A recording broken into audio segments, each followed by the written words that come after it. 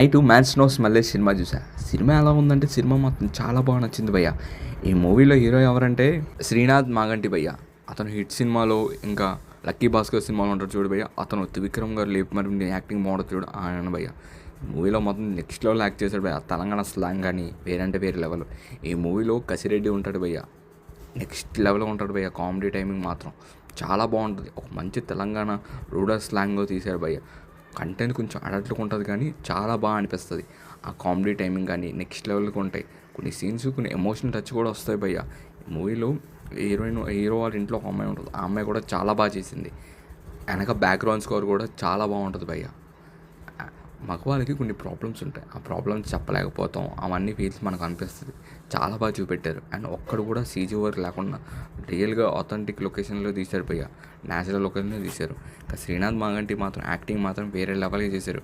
Director debut కూడా ఇది అతని ఫస్ట్ మూవీ. కంటెంట్ ఉన్న మూవీస్ అలా తీస్తుంటే మంచి గ్రో అయ్యే ఛాన్స్ కూడా ఉంది భయ్య ఈ అన్నకి. ఫైనలీ ఎంతమంది ఈ మూవీ చూసారు కింద కామెంట్ చేసి చెప్పండి. మన ఛానల్ కూడా సబ్స్క్రైబ్ చేసుకోండి భయ్య.